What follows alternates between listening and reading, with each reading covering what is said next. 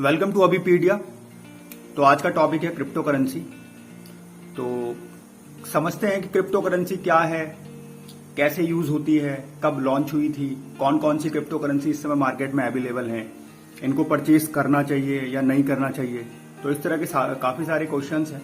उन्हीं सब क्वेश्चंस का जो आंसर है वो देखते हैं इस वीडियो में। सबसे पहले समझते हैं कि क्रिप्टो करेंसी क्या है। करेंसी से हमें समझ में आता है कि किसी तरह की मुद्रा है। हिंदी में अगर मैं बात करूं तो किसी तरह की मुद्रा है। जैसे इंडिया में रुपी चलती है, यूएस में डॉलर चलता है, यूरोप में यूरो चलता है। ऐसी काफी सारी कंट्री में अलग अलग करेंसी हैं जो चल रही हैं, मुद्रा हैं जो चल रही हैं, जिनसे वहां लेन देन पॉसिबल है। लेन देन के और भी बहुत सारे साधन हैं, जैसे गोल्ड या किसी तरह का सामान के बदले सामान, काफी सारे। तो क्रिप्टो करेंसी भी एक तरह की करेंसी है, एक तरह की मुद्रा है। और अगर मैं इसको आसान शब्दों में समझाऊं तो ये एक डिजिटल करेंसी है। डिजिटल और फिजिकल। फिजिकल वो चीज है जो आपको दिखती है, डिजिटल या वर्चुअल वो है जो आपको दिखती नहीं है। ठीक है, उसके पीछे एक इंजीनियरिंग है, उसके पीछे एक कोडिंग आप कह सकते हैं, अगर कुछ लोग कोड समझते हैं तो। उसी तरह की या इंटरनेट के थ्रू चलने वाली एक करेंसी है जिसको हम क्रिप्टो करेंसी कह सकते हैं। इसका इस्तेमाल खरीदारी में, सर्विसेज के लिए किया जा सकता है। अभी बहुत लिमिटेड इसका यूज है। इंडिया में अगर मैं कहूं तो अभी इतना ज्यादा इसका यूज नहीं है। कुछ ही, और वर्ल्ड में भी इसका ज्यादा अभी यूज नहीं है। ये जो बनती है ये इंटरनेट के माध्यम से ही इस करेंसी को रेगुलेट किया जाता है। और मैंने पहले ही बताया कि सर्विसेज के लिए यूज हो सकता है, या किसी तरह का डिजिटल असेट खरीदने के लिए भी आप इसको यूज कर सकते हैं। अब धीरे धीरे लॉन्च हो रहा है कि फिजिकल असेट खरीदने के लिए भी, और हो सकता है आगे आने वाले 2, 5, 10 सालों में जिस तरीके से क्रिप्टो करेंसी का क्रेज बढ़ता जा रहा है, आगे आने वाले इन सालों में हो सकता है कि जो नॉर्मल खरीदारी है वो भी क्रिप्टो करेंसी वॉलेट से, जैसे आज में मल्टीपल वॉलेट्स हैं जिनको आप यूज करके कुछ भी पे करते हैं और सामान ले लेते हैं। तो हो सकता है आप क्रिप्टो करेंसी वॉलेट से पे करके और वहां पे यूज कर सके। तो ये क्रिप्टो करेंसी है। इसको किसी भी तरह के बैंक और किसी भी तरह की अथॉरिटी, जैसे आप देखेंगे कि बैंक के लिए आरबीआई है, स्टॉक्स के लिए सेबी है, मल्टीपल अथॉरिटीज हैं, इसको कोई भी कंट्रोल नहीं करती। अभी किसी तरह की कोई कंट्रोल अथॉरिटी इंडिया में इसके लिए या वर्ल्ड में नहीं है। अगर मैं बात करूं कि एक पॉपुलर क्रिप्टो करेंसी की, तो बिटकॉइन हम सब ने सुना होगा, बाकी शायद लोगों ने नहीं सुना होंगे। डॉजी कॉइन है, काफी सारे हैं। बिटकॉइन सबसे ज्यादा लोगों ने सुना होगा।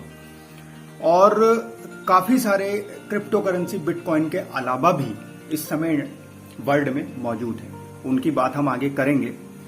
और क्रिप्टो करेंसी को बनाने के लिए एक टर्म है क्रिप्टोग्राफी। तो क्रिप्टोग्राफी का इस्तेमाल किया जाता है। क्रिप्टो करेंसी की बात करें तो क्रिप्टो करेंसी बिटकॉइन के तौर पे ही सबसे ज्यादा पॉपुलर हुई है, जो कॉमनली हम लोग जानते हैं। और इसको लेके काफी सारी कंट्रोवर्सी भी हैं, काफी सारी कंट्रोवर्सी है इसके ऊपर कि ये चलेगा नहीं चलेगा, क्या ये लीगल है, लीगल नहीं है। काफी सारी जगह लीगल टेंडर होने की बात भी चल रही है कि इसको लीगल टेंडर बनाया जाएगा। लीगल टेंडर मतलब होता है गाइस कि जैसे अभी इंडिया में रुपीज है, तो आप कहीं भी कैश देके कोई भी सामान ले सकते हैं। तो वो लीगल टेंडर वाली बात होती है कि लीगल टेंडर उसको बनाया जाए। अब बात करते हैं कि क्रिप्टो करेंसी के कौन कौन से टाइप हैं। तो क्रिप्टो करेंसी के टाइप की अगर मैं बात करूं तो सबसे पहले क्रिप्टो करेंसी को 2009 में बनाया गया था, और सबसे पहली क्रिप्टो करेंसी थी बिटकॉइन, बीटीसी जिसको बोलते हैं। बिटकॉइन सबसे पहली थी। इसको सतोशी नाकामोतो ने 2009 में बनाया गया था। इनकी नेशनलिटी को लेके थोड़े से कंफ्यूजन है कि ये जापानीज हैं या किसी अदर कंट्री से हैं, लेकिन सबसे पहले इन्होंने ही इसको बनाया था।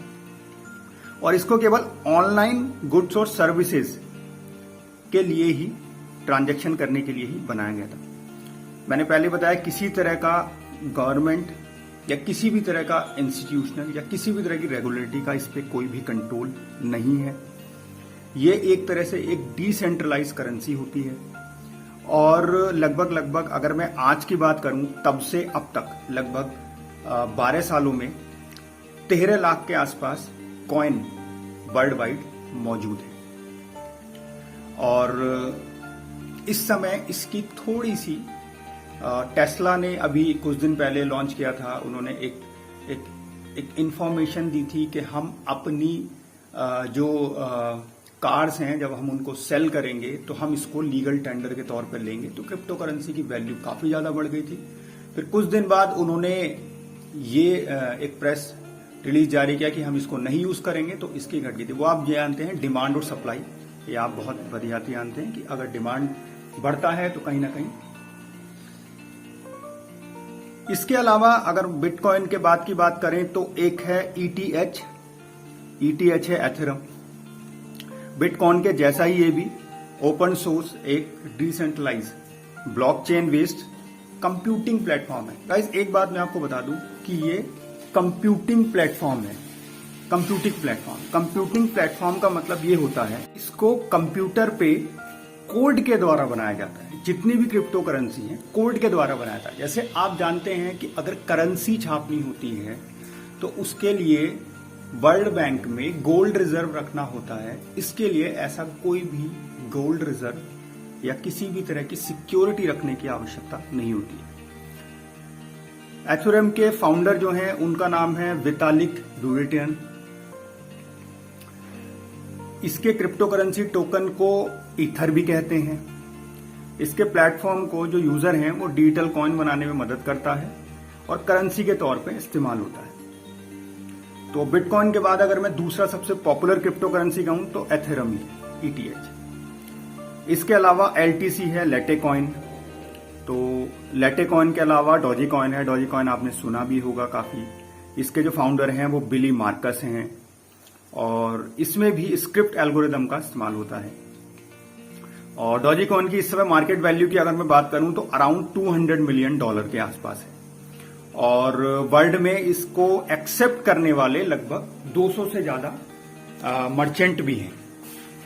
इसके बाद में फेयर कॉइन आता है। फेयर कॉइन जो है उसको भी एक क्रिप्टो करेंसी का ही नाम दिया गया है। और डैश है DASH। डैश भी एक तरह की डिजिटल करेंसी ही है।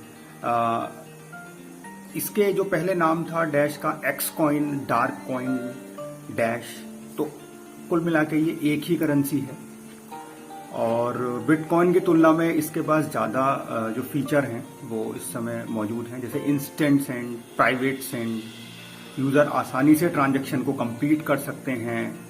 और इसके अलावा यूजर की प्राइवेसी को भी यहाँ पे काफी इंपॉर्टेंस दी जाती है।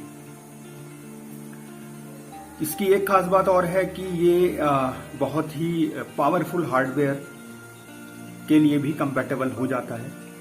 और इसके अलावा है पीयर कॉइन, PPC जिसे बोलते हैं। पीयर कॉइन जो है वो पूरी तरीके से बिटकॉइन प्रोटोकॉल पे बेस्ड है। और इसके अलावा रिपल है, XRP। तो रिपल 2012 में रिलीज हुआ था और ये एक डिस्ट्रीब्यूटेड ओपन सोर्स प्रोटोकॉल के ऊपर बेस्ड है। गाइस ये जितनी भी मैं आपको टर्म बता रहा हूँ, ये सारी की सारी जो टर्म हैं ये अगर आप क्रिप्टोग्राफी पढ़ते हैं तो आपको क्रिप्टोग्राफी में ये सारी टर्म मिल जाएंगी। जो लोग कंप्यूटर साइंस में या IT में या क्रिप्टोग्राफी में इंटरेस्ट रखते हैं और उन्होंने अगर कभी ना कभी इसके ऊपर कोई बुक पढ़ी होगी, क्योंकि ये हमारे इंजीनियरिंग के सिलेबस में भी आपको मिल जाएगी। क्रिप्टोग्राफी एक अलग से सब्जेक्ट है, तो उसमें ये बताया जाता है कि हाउ वी जनरेट या how we do cryptography. Cryptography के बारे में A to Z उसमें सारी चीजें बताई गई हैं। तो वहां से आपको ये समझना आसान होगा कि एक्चुअल में जो इस तरह की कोडिंग करके, जो इस तरह की प्रोग्रामिंग, इस तरह के अगर मैं आपसे कहूं तो प्रोटोकॉल को फॉलो करके कि open source protocol, close source protocol से सब चीजें क्या होती हैं, तो वो आपको ज्यादा समझ में आ सकती हैं। जो रिपल है, रिपल में RTGS हमने सबने सुना हुआ है, real time gross settlement, banking का ही एक पार्ट है। तो RTGS इसमें पॉसिबल है और लगभग अभी इसकी जो ओवरऑल मार्केट कैपिंग है वो $10 बिलियन के आसपास है। और ये रिपल अपने यूजर्स को वही सिक्योर, इंस्टेंट और फ्री ग्लोबल फाइनेंशियल ट्रांजैक्शंस करने के लिए प्रोवाइड करता है। इसके अलावा है मोनेरियो, XMR इसका आप सिंबल कह सकते हैं। 2014 में बाइटकॉइन के फोक्स है, इसकी पैदा हुआ है 2014 में। और ये सभी सिस्टम जैसे विंडोज है, मैक, लाइनक्स, एंड्रॉयड, इन सब पे काम कर जाता है ये। और अगर बात करूं तो इसमें भी बिटकॉइन जैसे ही और मोनेरो जैसे ही प्राइवेसी, डिसेंट्रलाइजेशन, इन सब पे फोकस करती है। और इसके अलावा हम बात करते हैं तो ये तो बात हो गई है कि कौन कौन से बिटकॉइन, देखिए है तो बिटकॉइन और भी बहुत सारे बिटकॉइन हैं, ठीक है। हम बताते रहेंगे तो वीडियो बहुत लंबी हो जाएगी और बहुत सारे हैं, बट ये जो मैंने आपको 9 बताए हैं ये टॉप बिटकॉइंस में से हैं, या सॉरी टॉप क्रिप्टो करेंसी में से हैं जो इस समय ग्लोबली पॉपुलर है, ठीक है। आगे आने वाले टाइम में हो सकता है नेक्स्ट 10 ईयर्स में, क्योंकि ये पॉसिबिलिटी है। देखिए पॉसिबिलिटी क्या होता है, एक्सपर्ट अपनी एक सलाह जारी करते हैं या एक्सपर्ट अपना एक व्यू देते हैं, ठीक है। आज आप बैठे हुए हैं, हमें नहीं पता था कि अगर हम आज से 10 साल पीछे जाएं तो हमें नहीं पता था कि कभी यूपीआई ऐसी कोई चीज आएगी, बीपीए आएगा, वर्चुअल पेमेंट असिस्टेंट या कुछ इस तरीके की चीजें हमारे पास आएंगी, तो हमें नहीं पता था ये सब चीजें, लेकिन आज ये पॉसिबल है।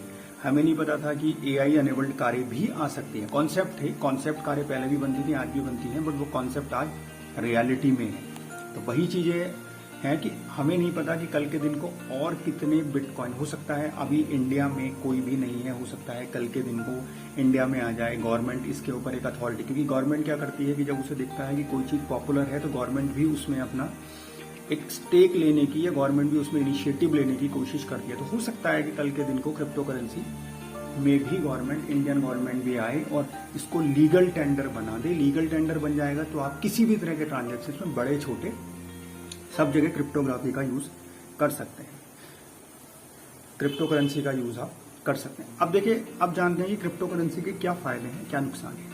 क्योंकि कोई भी चीज जब बनती है तो उसका फायदा और नुकसान होता है। जैसे अगर आप कैश फ्लो की बात करें इंडिया में, तो कैश फ्लो होगा तो लोगों के हाथ में पैसा आएगा, लोग खर्च करेंगे, तो उससे इकोनॉमी बूस्ट होती है, ऐसा कहना है जो फाइनेंशियल एक्सपर्ट है, राइट। हम भी थोड़ा बहुत समझते हैं एक लेमैन की तरह कि हाँ इस तरीके से होता है। लेकिन आप एक चीज भी समझते हैं कि जब आप कैश को फ्लो करते हैं मार्केट में तो कितना कैश है। मान लीजिए आपके पास कुछ अमाउंट कैश है, ठीक है, जिसको छापने के लिए इंडियन गवर्नमेंट ने गोल्ड रिजर्व रखा और उसके बाद वो करेंसी पब्लिश की। अब वो एक पेपर नोट है और पेपर खराब होने वाली चीज है, तो वो खराब भी हो सकती है, तो उसका गवर्नमेंट को लॉस है। आपके पास है, ठीक है, किसी भी तरह की कोई दुर्घटना हुई, उसमें आपका कैश लॉस हुआ, तो हर चीज के अपने फायदे और नुकसान है। तो क्रिप्टो करेंसी के फायदे पहले समझते हैं। अब तक का जितना भी इसकी सिक्योरिटी पैचेस, सिक्योरिटी सिस्टम जो भी इसमें यूज होता है, उन सब साइबर एक्सपर्ट का मानना है कि क्रिप्टो करेंसी में फ्रॉड होने के चांसेस बहुत कम है। इसके अलावा जो क्रिप्टो करेंसी है कि वो नॉर्मल डिजिटल पेमेंट से भी ज्यादा सिक्योर होते हैं। ये सब कहना है जो करंटली जिस भी प्लेटफॉर्म पे ये बन रहा है, तो वहां जो भी वो सिक्योरिटी पैचेस या जो भी सिक्योरिटी फायरवॉल लगाते हैं, उन सब का ये कहना है। तो दो फायदे हैं, एक तो फ्रॉड होने के चांस कम है, which is good. Normal digital payment से ज्यादा सिक्योर होते हैं, which is very good. Transaction fee बहुत कम होता है as compare with other payment option की बात करें। इसके अलावा अकाउंट भी बहुत सिक्योर होते हैं, क्योंकि अलग अलग प्रकार के क्रिप्टोग्राफी एल्गोरिदम इस्तेमाल किए जाते हैं। मैंने फिर बताया था कि अगर आप क्रिप्टोग्राफी पढ़ना चाहते हैं तो मल्टीपल बुक्स इसके ऊपर हैं, अगर आप इंटरेस्ट हैं तो आप इसको पढ़ सकते हैं। अब इसके नुकसान क्या है?